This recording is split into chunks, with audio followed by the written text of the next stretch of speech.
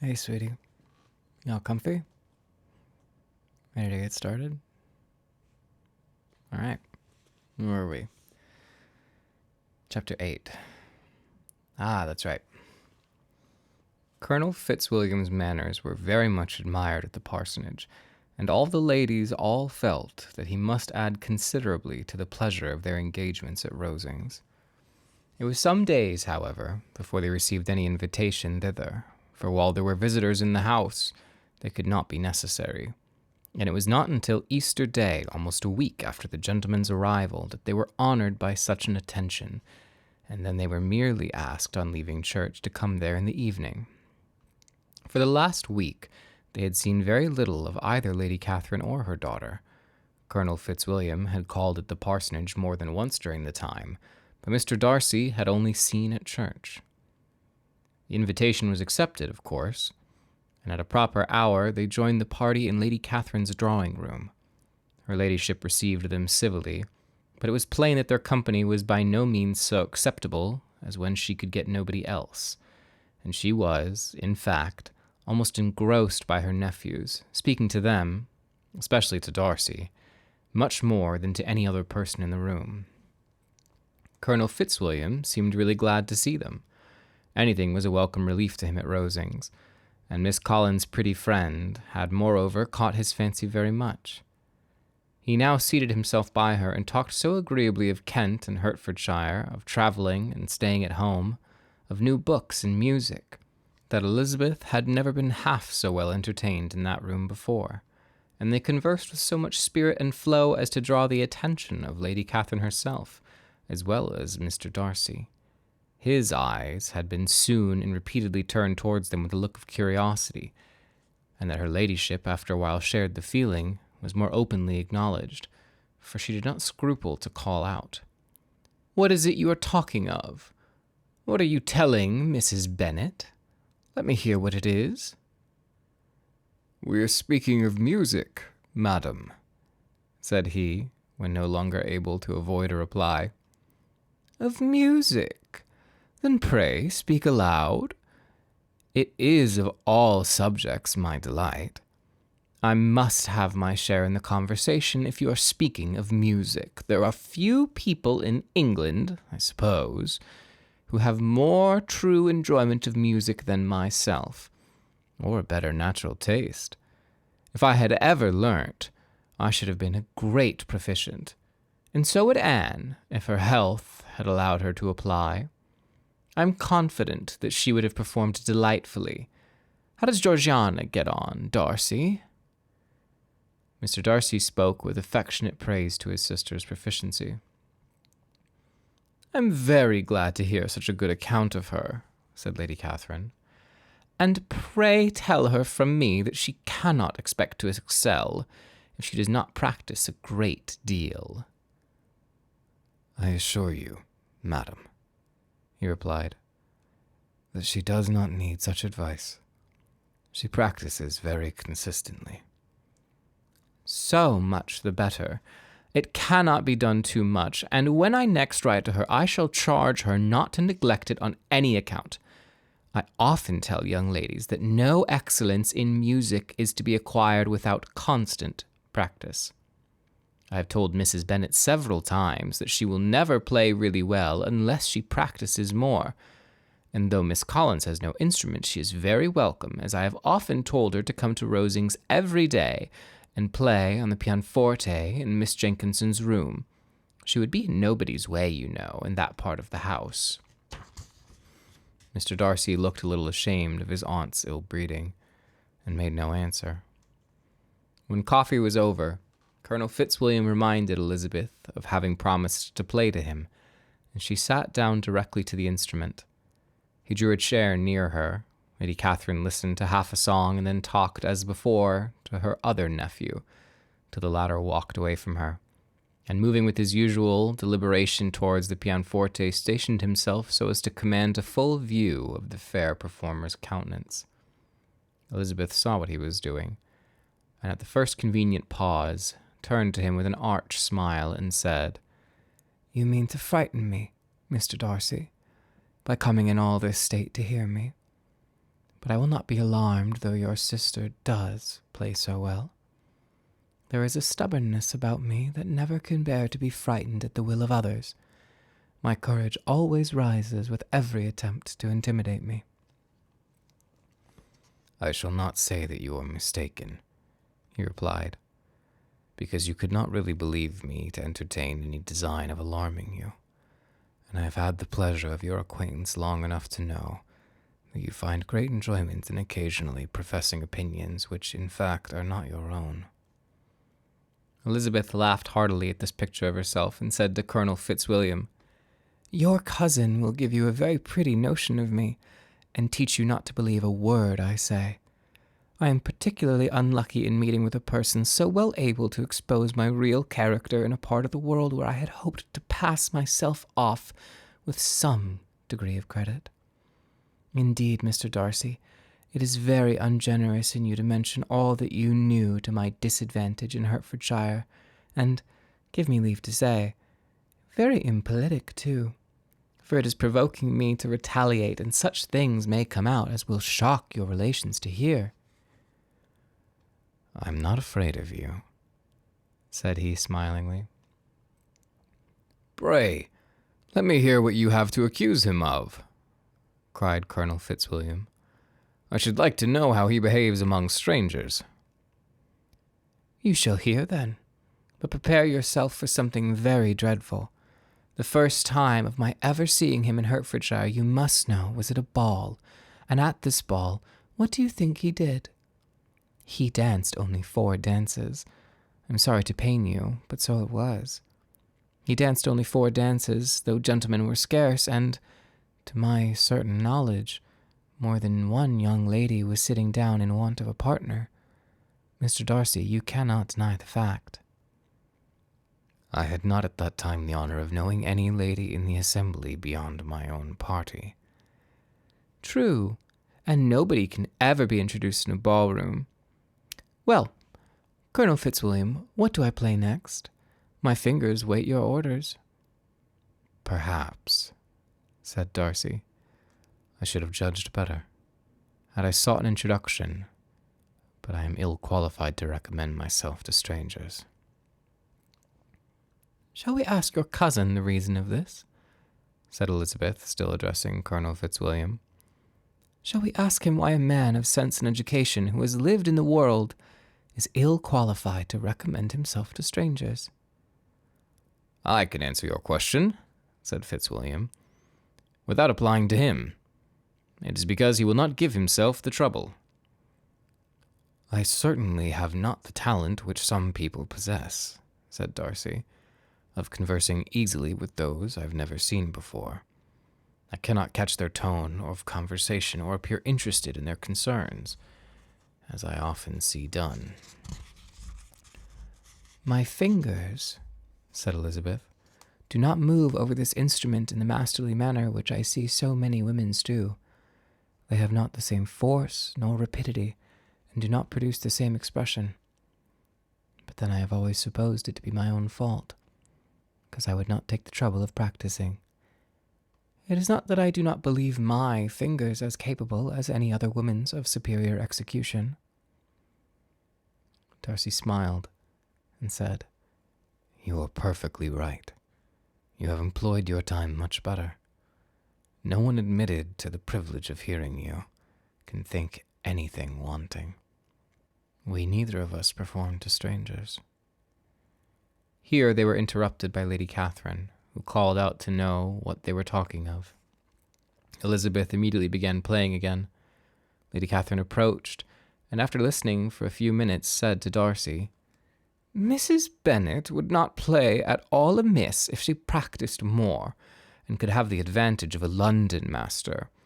She has a very good notion of fingering, though her taste is not equal to Anne's. Anne would have been a delightful performer had her health allowed her to learn."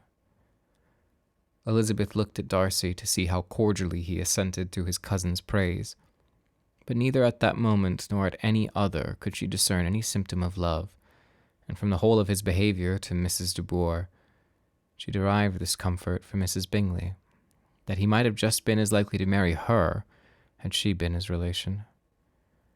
Lady Catherine continued with her remarks on Elizabeth's performance, mixing them with many instructions on execution and taste, and Elizabeth received them with all the forbearance of civility, and at the request of the gentleman remained at the instrument till her ladyship's carriage was ready to take them all home. Chapter 9. Elizabeth was sitting by herself the next morning, and writing to Jane while Mrs. Collins and Maria were gone on business to the village, when she was startled by a ring at the door, and a certain signal of a visitor. As she had heard no carriage, she thought it not unlikely to be Lady Catherine, and under that apprehension was putting away her half-finished letter that she might escape all impertinent questions, when the door opened, and to her very great surprise, Mr. Darcy, and Mr. Darcy only, entered the room. He seemed astonished, too, on finding her alone, and apologized for his intrusion by letting her know that he had understood all the ladies to be within. They then sat down, and when her inquiries after Rosings were made, seemed in danger of sinking into total silence. It was absolutely necessary, therefore, to think of something, and in this emergence, recollecting when she had seen him last in Hertfordshire, and feeling curious to know what he would say on the subject of their hasty departure, she observed, "How very suddenly you all quitted Netherfield last November, Mr. Darcy.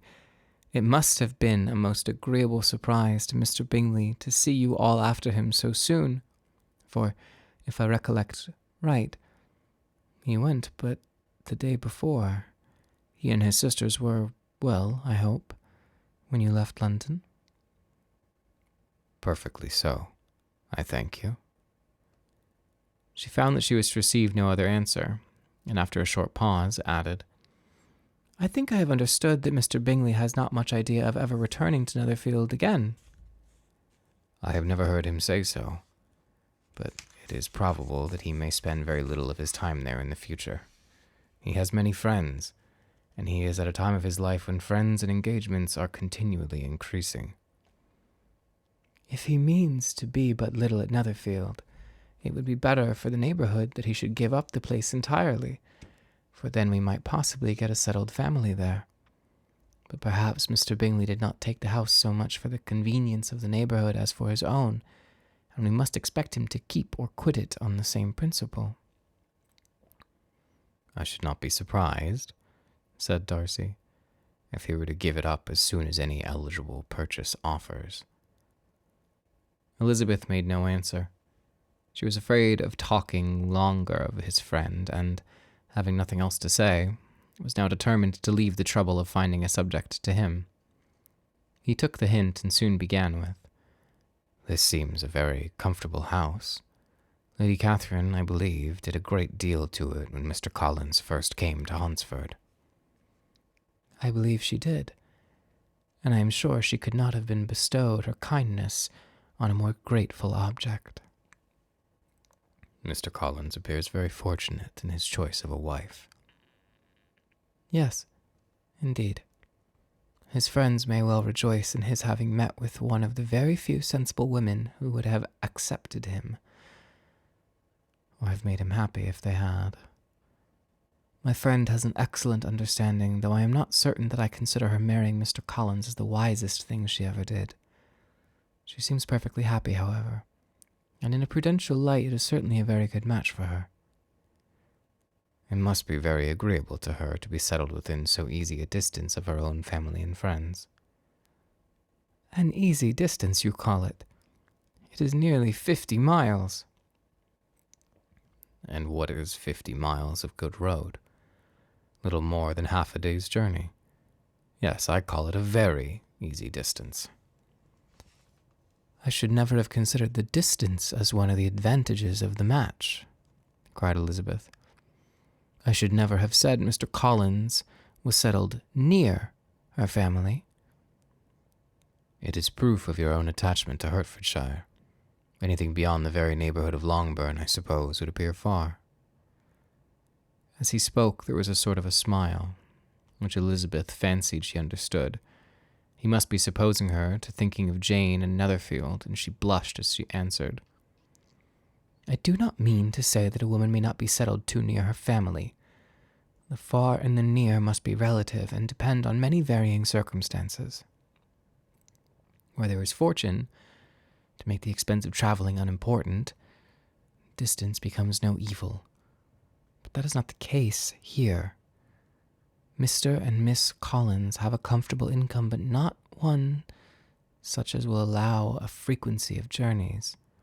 And I am persuaded my friend would not call herself near her family under less than half the present distance.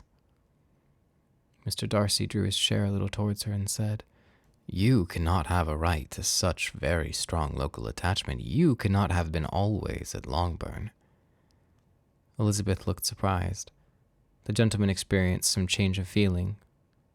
He drew back his chair, took a newspaper from the table and glanced over it, said in a colder voice, "Are you pleased with Kent?" A short dialogue on the subject of the country ensued, on either side calm and concise, and soon put to an end by the entrance of Charlotte and her sister, just returned from their walk. The tete-a-tete surprised them. Mr. Darcy related the mistake which had occasioned his intruding on Mrs. Bennet, and after sitting a few minutes longer without saying much to anybody, went away. "What can be the meaning of this?" said Charlotte as soon as he was gone. "My dear Eliza, he must be in love with you, or he would never have called on us in this familiar way." But when Elizabeth told of his silence, it did not seem very likely, even to Charlotte's wishes, to be the case, and after various conjectures, they could at last only suppose his visit was to proceed from the difficulty of finding anything to do, which was the more probable from the time of the year. All field sports were over. Within doors there was Lady Catherine, books, and a billiard table, but gentlemen cannot always be within doors. And in the nearness of the parsonage, or the pleasantness of the walk to it, or of the people who lived in it, the two cousins found a temptation from this period of walking thither almost every day. They called at various times of the morning, sometimes separately, sometimes together, and now and then accompanied by their aunt. It was plain to them all that Colonel Fitzwilliam came because he had pleasure in their society, a persuasion which of course recommended him still more, and Elizabeth was reminded by her own satisfaction in being with him, as well as by his evident admiration of her for former favourite George Wickham, and though in comparing them she saw there was less captivating softness in Colonel Fitzwilliam's manners, she believed he might have the best informed mind. But why Mr. Darcy came so often to the parsonage, it was more difficult to understand. It could not be for society, as he frequently sat there 10 minutes together without opening his lips, and when he did speak, it seemed the effect of necessity rather than choice, a sacrifice to propriety, not a pleasure to himself. He seldom appeared really animated. Miss Collins knew not what to make of him. Colonel Fitzwilliam's occasionally laughing at his stupidity proved that he was generally different, which her own knowledge of him could not have told her. And as she would have liked to believe this changed the effect of love, and the object of that love, her friend Eliza, she sat herself seriously to work to find it out. She watched him whenever they were at Rosings, and whenever he came to Hunsford, but without much success. He certainly looked at her friend a great deal, but the expression of that look was disputable. It was an earnest, steadfast gaze, but she often doubted whether there were much admiration in it, and sometimes it seemed nothing but absence of mind. She had once or twice suggested to Elizabeth the possibility of his being partial to her, but Elizabeth always laughed at the idea, and Miss Collins did not think it right to press the subject, from the danger of raising expectations which might not end in anything but disappointment, for in her opinion it admitted not of a doubt that all her friend's dislike would vanish if she could suppose him to be in her power. In her kind schemes for Elizabeth, she sometimes planned her marrying Colonel Fitzwilliam. He was beyond comparison the pleasantest man. He certainly admired her, and his situation in life was most eligible, but to counterbalance these advantages, Mr. Darcy had considerable patronage in the church, and his cousin could have none at all. I wonder if she ends up with Darcy. Seems like that's where we're going. Do you think they had happy endings in England back then? Yeah. We do have happy endings now, that's right. And if you let me put the book down, maybe I'll give you one.